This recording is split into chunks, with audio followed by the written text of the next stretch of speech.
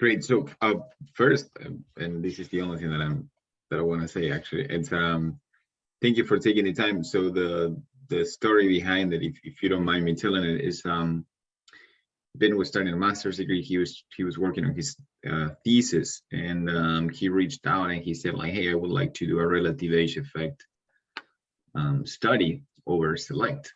And we said like, "Yeah, that's great." So that's how the story started. And has kind of his master's degree, so that's a good sign. And so we invited him and we said like, hey, you have a lot of really good findings. It would be valuable for all the clubs to actually hear this. And that's how we got here. So and the second, maybe the most important thing, thanks Ben for taking the time, and thank you Keith as well for taking the time to participate. So from here, Ben, it's all you. Sure. Yeah, so as Pablo just said, I was recently just completing up my master's degree and sort of had been looking quite deeply into relative age effects and how it's sort of, doing a lot of research around it. So we'll sort of get into that a little bit more shortly. So I'll give just a brief overview on my coaching journey. So I started coaching back in 2010. So probably the last 10 years I've been coaching now. So I started actually with my local club in a small town in North Yorkshire, so Brompton Juniors FC. So it was a club that I grew up playing for and then begun coaching at. Did my bachelor's degree in sports coaching in Sunderland, which is a town in the northeast of England. Within that, I spent a year studying abroad in Canada at Nipissing University. From there, an opportunity came up in Chicago, which was sort of when I first came to the States. I actually did some work with their community-based programs through the Chicago Fire in the summer of 2014. I then returned back to the UK to finish my degree before returning back. Continued doing some stuff with the Fire, sort of like their community-based programs, before I then moved slightly north of Chicago to a club called FC Lake County. And then from there, that's where I sort of came to Chicago Rush. So I started at Chicago Rush North as the assistant DOC, and then last year was promoted to the DOC. And then sort of within that time, I've also been an assistant coach at Purdue Northwest College, which is a D2 college, actually in Hammond, Indiana. It's about 40 minutes away from Chicago. And then within that time and just finishing up this year, that was where I've done my master's degree. So that was all online through the University of Stirling. So my master's degree sort of led me to completing this project, which led from like what I guess I want to achieve as a coach. So for me, it's like to sort of instill my passion in soccer in others and ensure that, that we as coaches can provide the correct development opportunities for any players that we're coaching. And I guess the great part of being part of a national organization such as Rush is obviously having that uniqueness to be able to explore a topic such as this, and how relative age effect can impact our athletes, I guess, across the nation. So earlier this year, this is when I sort of started this project. So I started looking at, there's a lot of research out there on relative age effect, and I guess it's the research on relative age effect is more at the elite level. So probably if you're looking at it at like the MLS Next level, the youth national team level, and that's kind of the same right across the country, really. So that sort of brought me to this on how can we have a bigger impact on that, and is there an effect of relative age effect at the non-elite level? So this is where I sort of approached Pablo and asked, hey, is there any chance I could collect some data from the select program? Them players aren't quite at that elite level yet, but the ones that could be getting there eventually. And then can we see if there's any, I guess, correlation to relative age effect within our select program? And then obviously that could potentially filter down into our regular club programming. So I've just put a couple generalizations on what relative age effect is. These are sort of good definitions for me. So the first, like, relative age effect is characterized as the phenomenon whereby children born in or right after a critical cutoff month may have an advantage in both school and sports because of their physical and emotional maturity. And then it is recognized as the overall difference in age between individuals within each group, which may result in a significant difference in performance. So obviously the big takeaways from this generalization is the fact that those who are relatively older, so those that are born earlier within the birth year, generally have a biological advantage as they've had more time to grow, they've had more opportunities and experiences within soccer, and have often generally or are often in a grade class older than those that are relatively younger or born like later in the birth year, which can obviously help them mature quicker from a psychological perspective as well. And then it's one thing to probably to note as well on that is that relative age effect is most common sort of in athletes generally in the age of 11 to sort of 15 years old.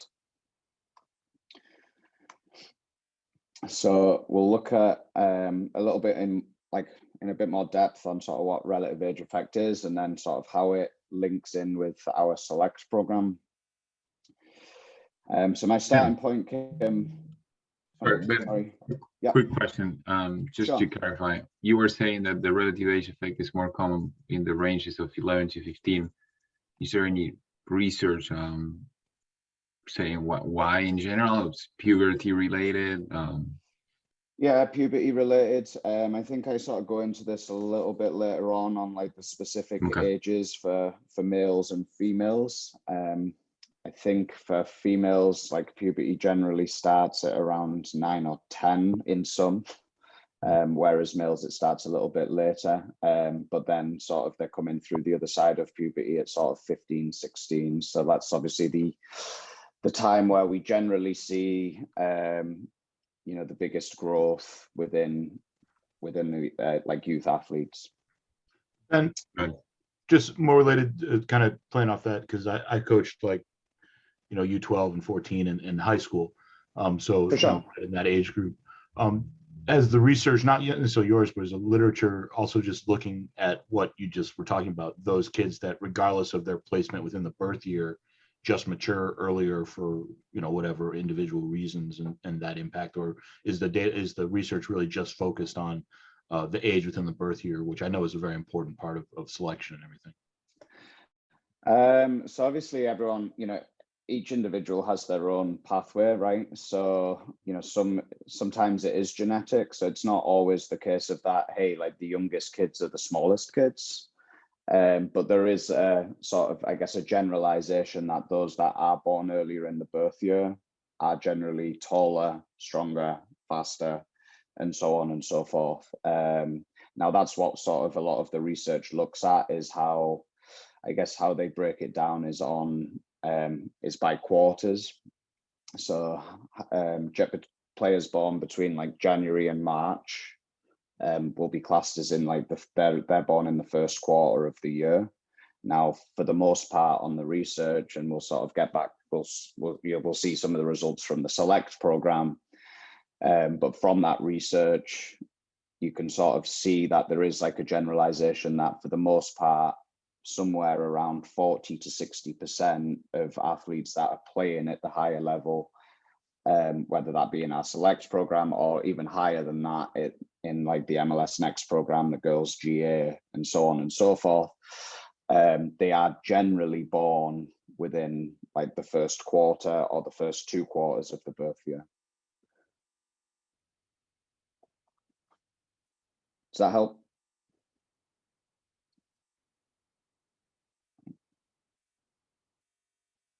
Can you still hear me, Pablo? Yeah, we can. Yeah. Okay. Perfect. Absolutely. All right. I'll continue. So I guess like my starting point came probably about a year ago now.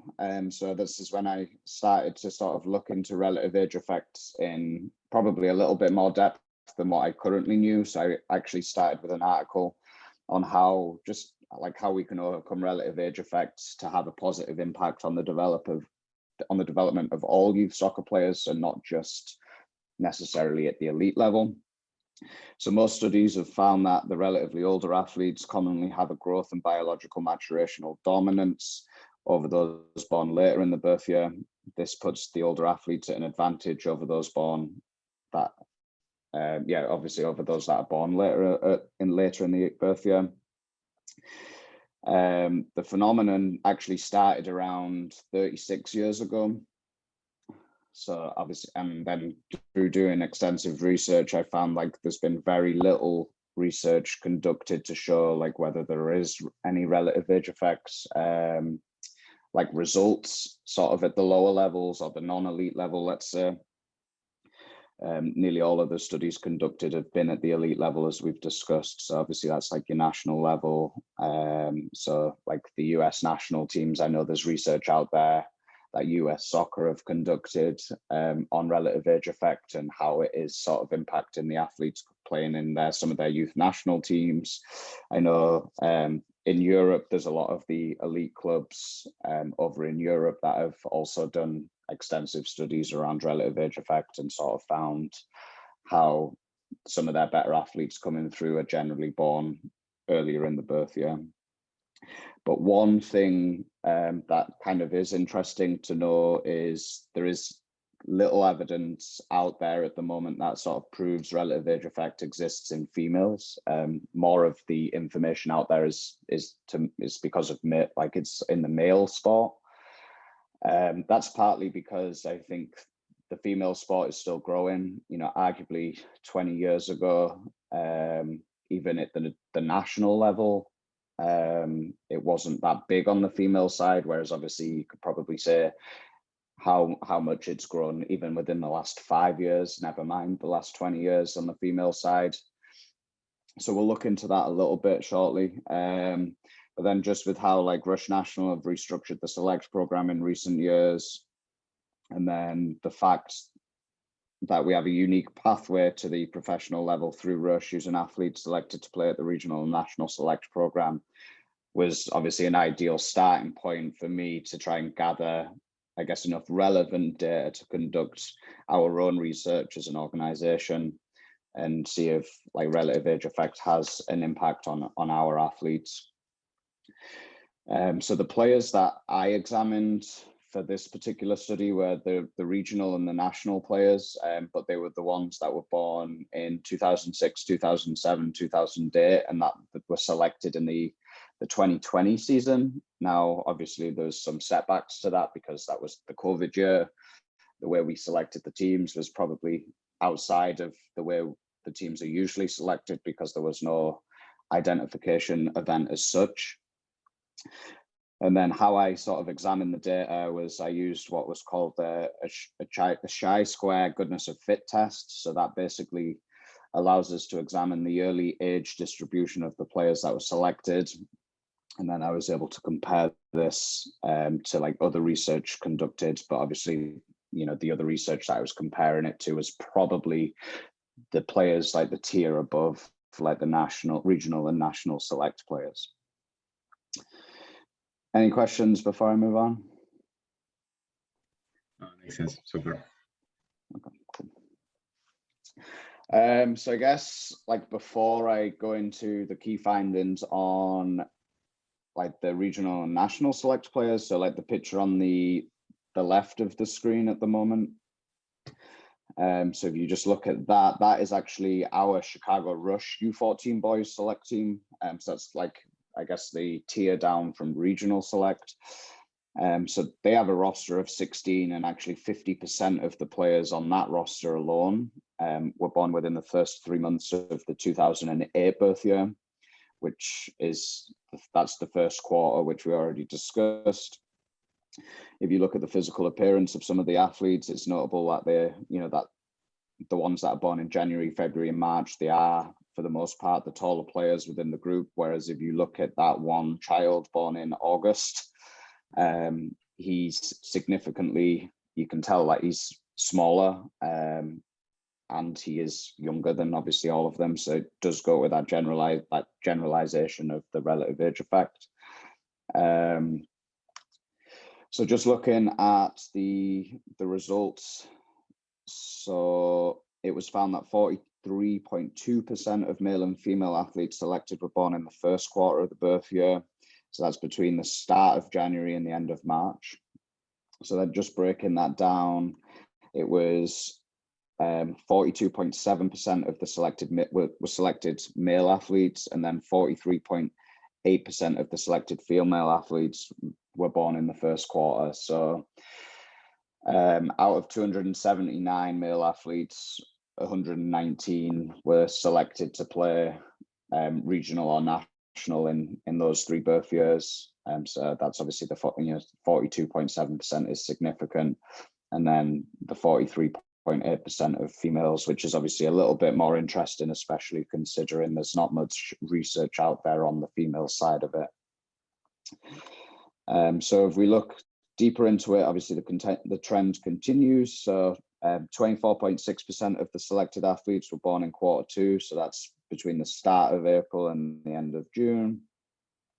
19.5% of the selected male and female athletes were born in quarter 3, which is the start of July and end of September.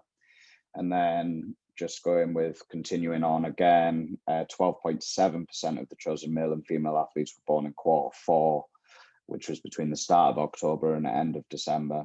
So obviously, if you look at it as a whole, the percentages from quarter 2, 3, and 4 are considerably lower than the numbers selected in quarter 1, which is consistent with the generalization that the relatively older athletes are commonly identified as more talented. But it's also obviously it's not surprising that we're seeing this on the male side, because that's what a lot of the research is saying. But it is interesting that we are sort of seeing it on the female side. So that's massive. Anyway, you're saying that 70% of the players were born in the first half of the year. That's a big difference. It's a huge difference, right? So if you look at if you split the year in half, it's a huge difference of players that are being selected. So I guess one thing that I probably didn't look at was the players that were nominated in comparison to the players that were selected. So I don't know. I guess that's probably maybe something that needs looking at in the future. Like, what is the number of players nominated that weren't selected, and where were they born in comparison to the players that were selected, and sort of where they were born. And obviously this year as well, it was a little bit back to normal, where we were able to actually have the regional centres. So we were able to have more of an ID, I guess, showcase where we could sort of select those regional players at these age groups. So the results from this year could be completely different to what they were last year. Obviously last year we were going off, I guess, recommendations from club directors. Any more questions on the results? No, I had like 6 questions actually, but I want to let you keep going, because Okay. I don't want to go too fast. So I guess I'll speak about like future recommendations. So I think we already spoke. It's obviously important to note that the first like relative age effect studies came around about 36 years ago, but to be honest, there's not an awful lot that has been implemented and changed since then. I mean, they've tried to implement things, but there's still a strong relative age effect, like correlation and trend being shown across it. This mainly happens in youth, like team sports as opposed to individual sports. So this is sort of where the trend is being seen. But now we've got an understanding of the select program. I'll sort of just, I guess, give some like thoughts on that I had really. So our first step probably as an organization is we want to, we need to continue examining relative age effects just across, like, I guess, our organization.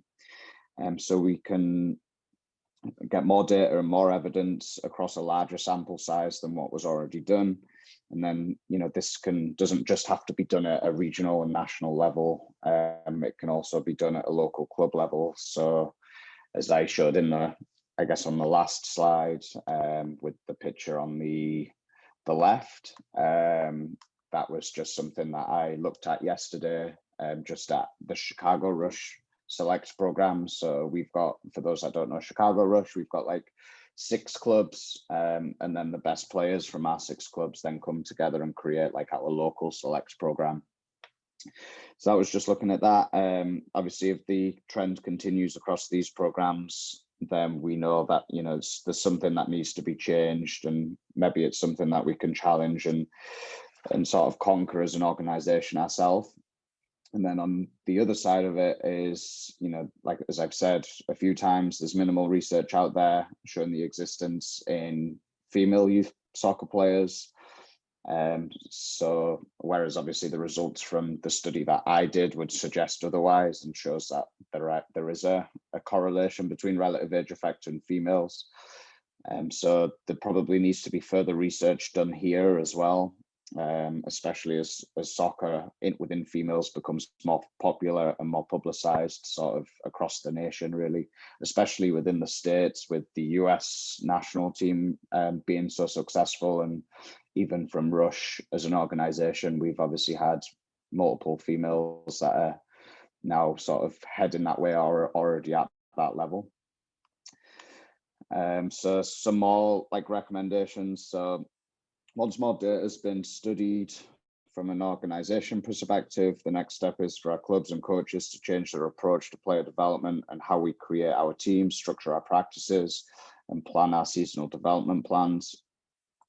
So while relative age effect might always be something that is ever present in youth soccer, there are definitely things that can be done to lessen the impact that relative age effect has on our athletes and teams.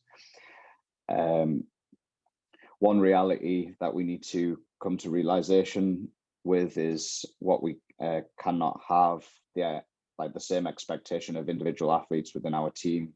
We can't expect a player born in December to have the same physical capabilities of a player born in January of the same year, because there's nearly a 12-month difference between the two. So I guess the question is, what can we do as coaches? What can we do as clubs? What can we do as an organization to sort of help these individual players? So one of my first suggestions would be to structure bio-banded practices within your local club programs. And then if you're unsure on what bio-banding is, it's sort of come around in more recent years, but it's defined as the process of grouping athletes based on attributes associated with growth and maturation as opposed to chronological age. While local clubs and tournaments may not allow players to play down, whereas they will allow them to play up, we can create a practice environment where we can implement bio-banding. So my suggestion would be, if your club is large enough, you can take teams from across multiple age groups who have a similar level of ability, and then you can pool them together sort of on their growth and maturational attributes. Like, if you're 2 practices a week, it might be something that you're doing once a week. It might be something, if you're 3 practices a week, it might be something that's decided that it's done twice a week. Another, I guess, recommendation within that is, if you don't want to take them out of their team environment, it might be that you're adding an optional 3rd practice, which is a bio-banded practice. So then the players come together and you're splitting them on their size and their physical appearances, as opposed to what their age is. The downfall, I guess, of this is the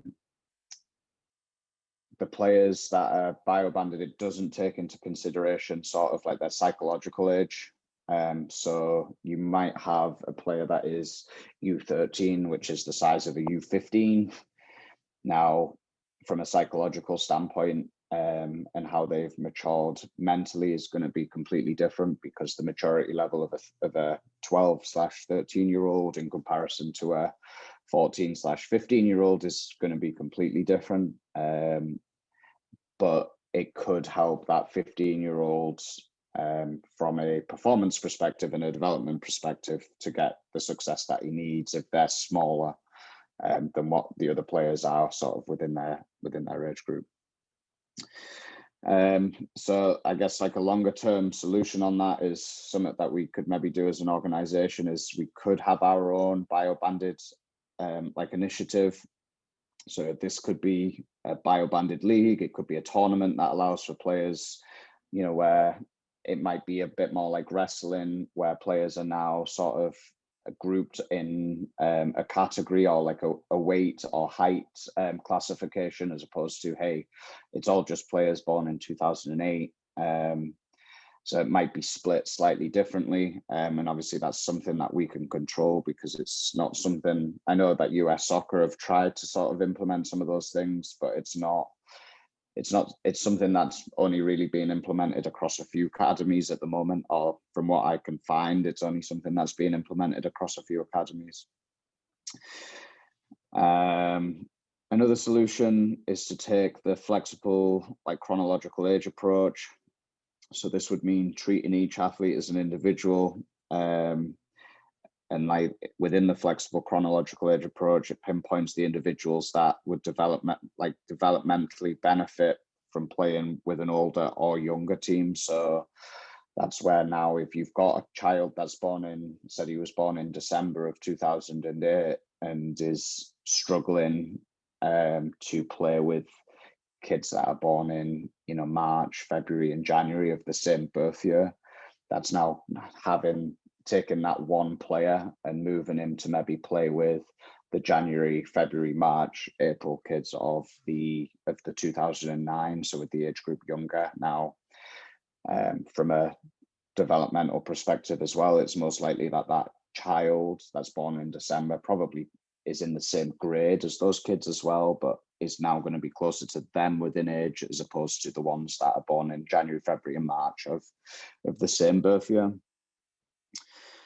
And then, while there are plenty of positives for this, when an athlete is perceived as good enough to play up an age group, the difficulty obviously comes when you're moving an athlete down an age group, because I guess obviously it's different across the nation, but from my environment and where I'm at, if I approached a parent without the relevant communication and education beforehand, sort of making them aware of why we maybe are moving their child down, I'm sure many families would probably see that as a punishment on their child, moving them to play down an age group, as opposed to a positive on making them us doing the right thing by the development of their child. Now, in the Chicagoland area,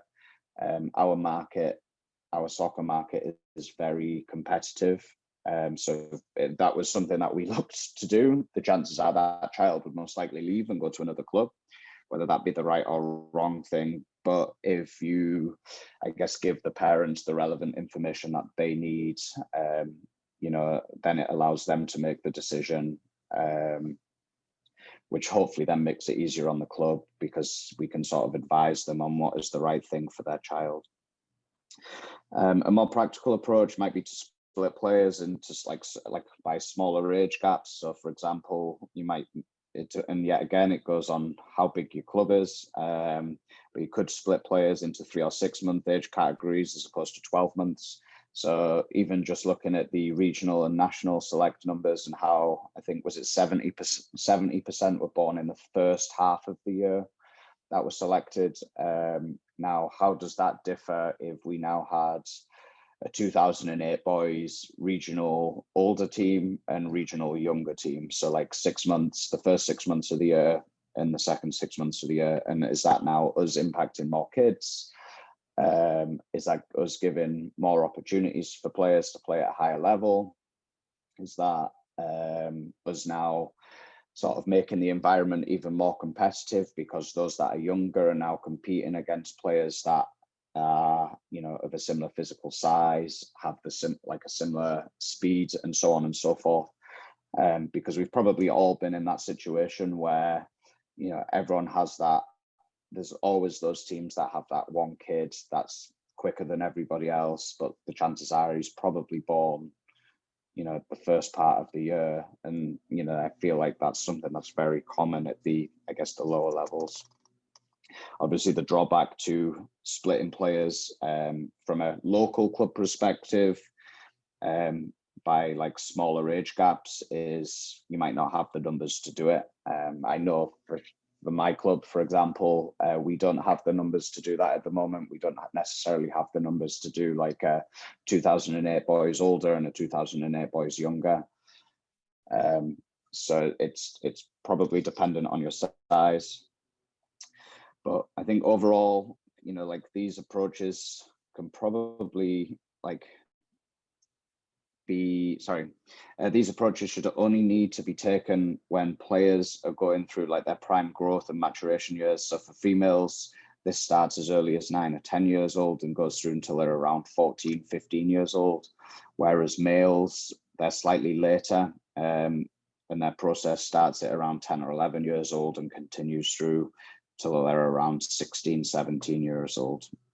So obviously once they come through the other side, I guess it's that the important part is what is done in the middle, because there is some research out there which sort of shows, especially like those that are relatively younger and that have struggled, there is a chance that they will drop out of the sport because they're not having success and they're not developing to the way that they want. Now, if we can sort of get it right within that 11 to 15 gap, when they're coming out the other side at 16, 17, hopefully they haven't dropped out, because I think that's probably the bigger issue right now is by the time they sort of get to 16, 17, those that are younger that, that we've, I guess, neglected, maybe not the right word, but not been able to provide the opportunities that they need to be successful. They've maybe already dropped out, and obviously at that point it's too late.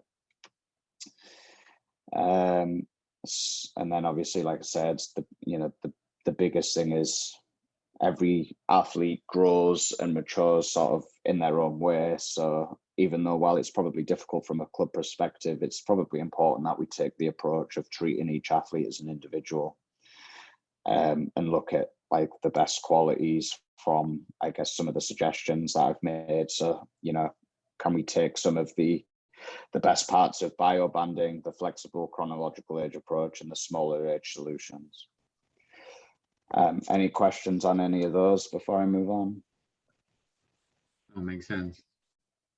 Well, Pablo, I don't know, maybe you have a similar question, but and maybe you get to this later, Ben, but the question I had is what, I mean, obviously we're small in our area, a rural area. So a lot of these solutions probably aren't very doable right now. But this is a consistent problem. And I see it in the same way as you do, as two different ones, as one in the select programs, or there'd be competitive programs, the local competitive programs. The teams are generally composed of the larger and faster boys, regardless of their actual skill level, because they can make up for it through physical gift. And then the second part is, are we developing the players that are not maturing at the same pace in the same way? And do you think it's a combination, or is there one particular part of it that is maybe more important, that the smaller or less developed kids have success, or that they get to play at a higher level? Or is it just that we need to make sure that we're developing skill across them, even if they're struggling for speed against people, or is there real research on this? I mean, this is something that confronts me. For sure. So, I mean, there's a couple articles out there. So like in my full thesis project, obviously there's reference to some of this sort of stuff. So, I mean, one sort of thing that I guess springs to mind right away is how us as coaches, there's research out there that as coaches and scouts, they can, there's two players of a similar ability, right? So they're the same age, but the same birth year. So they're playing in the same age group, but one is 6 inches taller and much quicker than the other. But from a technical and tactical perspective, they are, they're similar. What us as coaches perceive is obviously that taller, faster, stronger kid is better than the smaller one, when actually that might not be the case. But it's just obviously, because that taller kid is able to get to the ball in, 3 steps earlier than what the smaller kid can. Obviously, the smaller kid's now going to be struggling because he's not getting to the ball as quick. Now, on the other side of it, there is something that's called reverse relative age effect. Now, I've only done a little bit of research on this. So that is actually like where the relatively younger athletes who do struggle through these years, but like they build qualities such as like resilience, they build like a mentality to be able to, to fight back. They understand what it's like to feel failure and not be successful. But then what happens is, as they get older, they now are more likely to become these successful athletes because they haven't dropped out. And then once their physical qualities have started to match up with those that maybe matured and grew at an earlier age, these athletes now are able to sort of perform at a better level than what those were because they had to work harder during those years. So there are like other things out there to sort of say like, well, actually, like, if this one kid is smaller, if we just continue pushing him and keep telling him like, hey, continue trying those things, like he is going to build resilience, he is going to learn to work harder. So like when he comes out the other side and is now able to compete physically, he is going to be probably more successful than those that were actually faster and stronger. And I know one interesting thing that I sort of found as well, which was actually after I wrote and submitted my thesis, and probably what is maybe even a more pressing thing is the dropout rate actually in the players born in the first quarter of the year could be perceived as higher than the dropout rate of the players born at the latter end of the year. Because actually, like, if we're affecting a smaller amount of the latter end of the year, it might be that more of them are continuing, whereas at the top end of the year, there could be more dropping out because we're not affecting, like, if they're not getting selected, they might go, well, that's it, I'm done.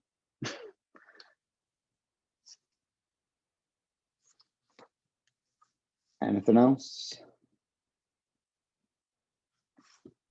Yeah, I have a couple of questions, Ben, that I know Sure. that you have one more slide that you wanted to tell us about. And so yeah, no, just go ahead. Maybe we can do a Q&A at the end, just reviewing a couple concepts. Okay, so I guess, what does this obviously mean for us as clubs and as an organization? So I think first it's probably fair to say that unfortunately, just with the way the world is, in youth sports, it is very result orientated. Maybe some people want to think otherwise, but I think it's very easy to say if your teams aren't getting the results, especially in the more competitive markets. It's very easy for parents to just take their kids elsewhere. But player development should obviously be at the forefront of our club's philosophies and probably our coaching philosophies, especially if we want to be able to produce the best players as an organization and get the most players to climb the player pathway. So what we do to develop them at the younger ages is obviously extremely important as a part of that. As an organization that provides opportunities for athletes at multiple levels, our aim should be to create an environment that promotes athlete development by providing them with the tools and opportunities they need to be successful, climb the player pathway, manage their success versus failures, and keep them at the forefront of any of our coaching. With that, we must continue to educate, obviously, our coaching staff. Another thing we can continue to do is educate the other local clubs around us, the local governing bodies, if they don't have access to some of this information, local leagues, because I know, for example, our leagues in Chicago probably are not as tuned into this information and how, you know, what impacts relative age effect has. And I guess taking something such as this to the local leagues, does that now change their approach and how we, you know, said if I have a player that's born in December that is struggling playing up, and I say, hey, he needs to play with the age group below for a year, and these are the reasons why, does that now open them up to the mindness that, hey, like, they're doing this to develop this child, they're not doing it to necessarily win? In particular, obviously the effects of relative age effect can have on the relatively younger athletes, but through this education, you know, obviously we want to, I guess, open people's minds to developing the kids, as opposed to, hey, they're trying to play this kid down so that they can win, as opposed to actually, no, this is about that player, as opposed to our club having the most success, which could in turn lead to our club having the most success longer term. But within the time, it's about that child and helping him. And then finally, most importantly, it's making sure that we implement and provide suitable parent educational resources that can educate families on the effects of relative age effect, and how creating an environment to optimize development at the pre-adolescent years is more important than them playing on the best teams or winning. I mean, the reality is parents decide where their kids will play soccer, and they'll decide on what they feel is best for their child. So for us, by being the biggest youth soccer organization in the States, you know, we're fortunate from the resources that we do have access to.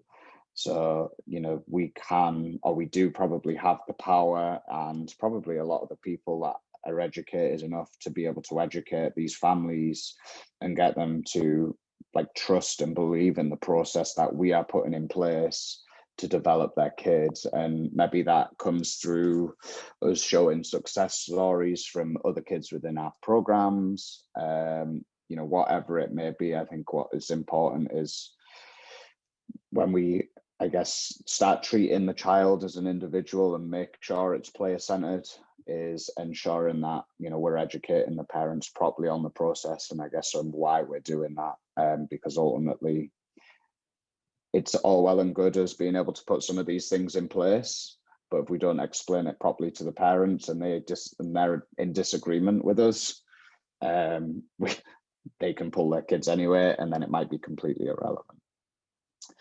So I guess, you know, we'll finish with questions, but like this picture on the right here, this is actually a kid that I coach, and this was actually in a tournament at the start of the season.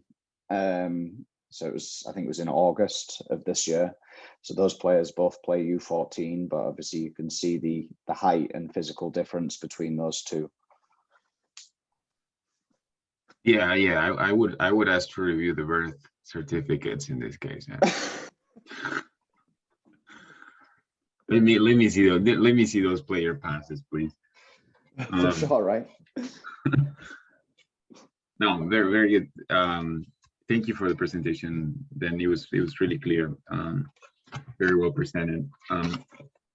One of the things that I wrote down along the presentation is when you were showing the results, your findings about rush select, the 43%, the 24%, et cetera, et cetera. I was wondering how does that compare with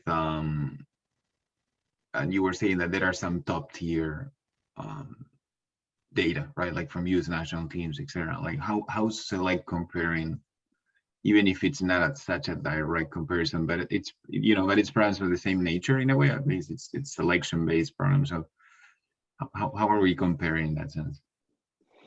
Yeah, it's all relatively similar. It's for the most part within the first quarter. And like I said, most of the research out there is on the youth male side as opposed to the female side. But from a lot of the research that I've been seeing and reading, it's somewhere sort of within that region of 40 to 60% of the athletes that are selected to go and play at those levels that are coming through the talent identification are born between the start of January and the end of March, sort of within that first quarter. So across the board, 40 to 60, that's brutal, is from the first quarter. Yeah. And I know there's, I'll have to see if I can find it. Maybe I can screenshot it, but I know there's some, I know US Soccer did, I think maybe back in 2019. Now there's not an article out there, but I've got the information from the B license that I'm currently going through. But I know there's some information out there from a study that they did with their, I think it was their U15 youth national team. And even from that perspective, like the results were, you know, significant. Like the players were born within the first half of the year at least.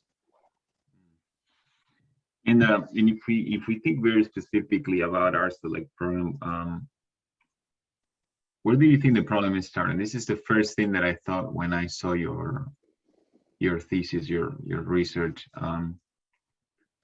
Where do you think the problem starts for us? Or is it in the, what I mean by that is it the scouting at the regional centers? Is it what are the centers? Is it the nomination process? Is it at both instances? That's something that I started wondering. Obviously, because we go through different levels, you know, from centers to regionals to nationals.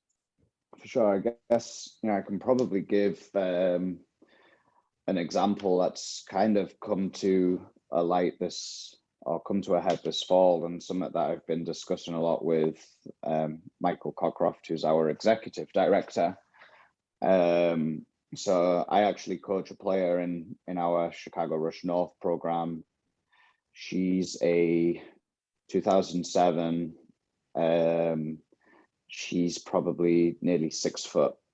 Now, is she an effective player? Like, yeah, she's good at what she does for the most part.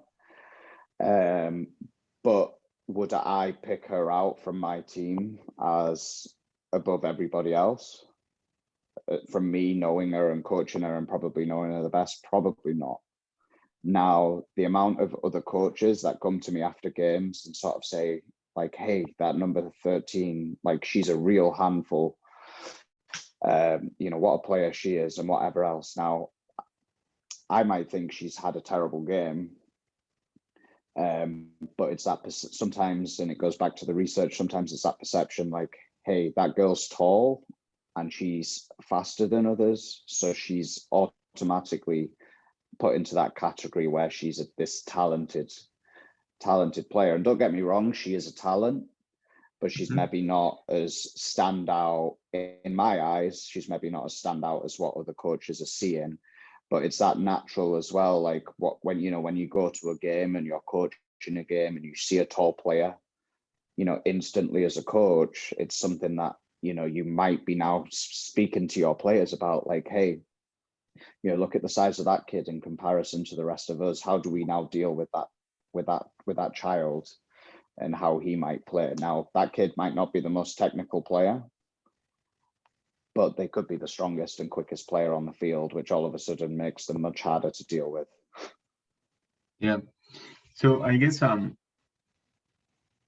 you know, for future research, it would be really interesting for us to see if in every selection stage, we're basically making the program bigger, like, you know what I mean? Because let's suppose that you're nominated. So if you nominate and 70% of the players that you're nominating are already Q1, Q2, and then they come to regionals and we have national scouts nominate, and now we're picking from a pool that is already biased. And are we making that probably even bigger when we go to PDT? Like, are the percentages even bigger when we go to nationals in comparison to regionals? I think that's regionals.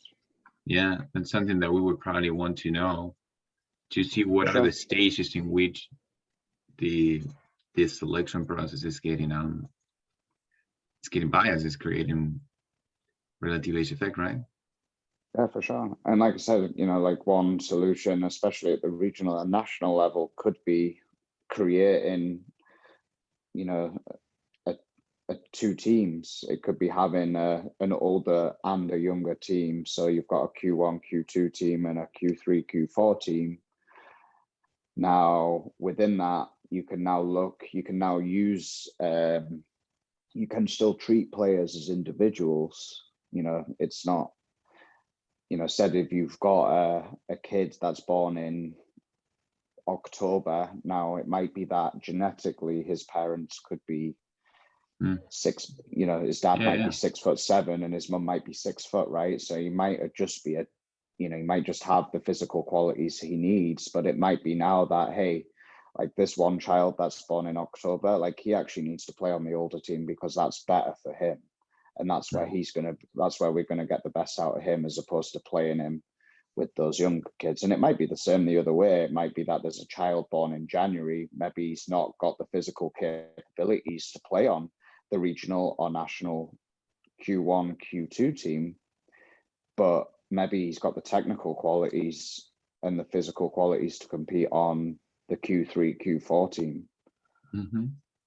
No, completely. No, I have one last, something that really caught my attention is that you said that relative age effect was, I don't want to say discovered, but has been studied for like 35 years already. Yep. What's the historical evolution, or at least what's the data saying? Are we actually getting better at this, or the problem is persistent? Yeah, so there was I could share it, and this was something I actually, before I started getting into all of this, there was a study released on, you know, should we continue going around in the same circle on relative age effects? You know, this was released, I think it was released in 2020. You know, there's now been 35 years of research, and, you know, are we any better off than, you know, when the research started? You know, or do we now need to let this whole relative age effect phenomenon go because we're not doing the right things about it to combat it, essentially? Now, obviously, as we've spoke, there's loads of factors that can factor into that, because there's, you know, as of right now, like for me, for example, a barrier I face is if I went to the leagues and said, hey, I've got this player that's born in December, he needs to play down an age group because on a top team, as opposed to up an age group on a second team, because that's where we'll get the best of him from a developmental perspective over the next 2 to 3 years. The leagues would come back to me and say, no, that's not allowed. But it's okay for me to play a player that's born in January up an age group because that's what's right for his development. In your opinion, even if we don't have strict data maybe at the moment or anything to present, do you think that we've made like relevant, considerable progress in the last 35 years? We definitely have identified this, or it seems like we have identified the problem much better, but how we've been effective in terms of the solutions? At the moment, I don't. As I said, I think when I was Googling the stuff on US soccer and what they're doing it on, I guess, relative age effect, they started a biobanding initiative in 2018. But that's the only information I can find on it. Now, at the, if you look at like some of the elite academies, especially in places like the Premier League, they've got a little bit more control over this.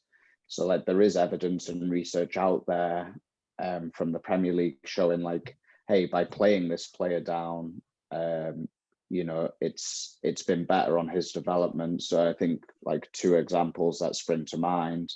Jesse Lingard at Man United played down for a number of years for his development because he was smaller and less physical and not as quick as everybody else, but is now playing at the professional level. And Alex Oxlade-Chamberlain, who's now at Liverpool, he played down at Southampton at the, I think, U14. When he was U16, he was playing down at the U15s.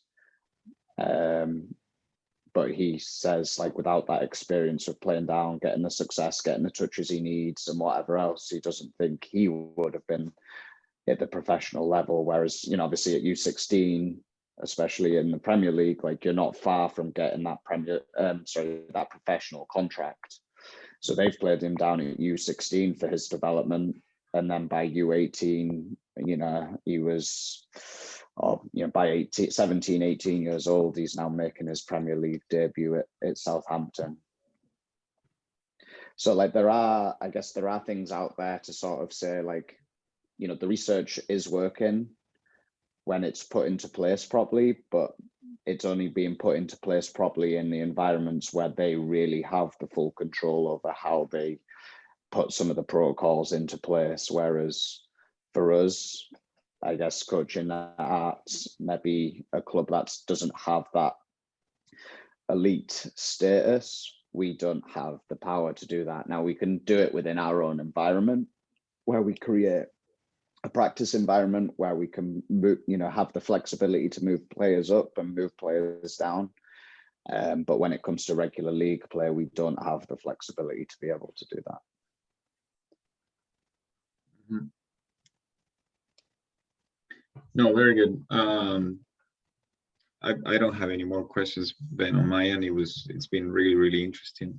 I appreciate that you took the time actually to present all this to us.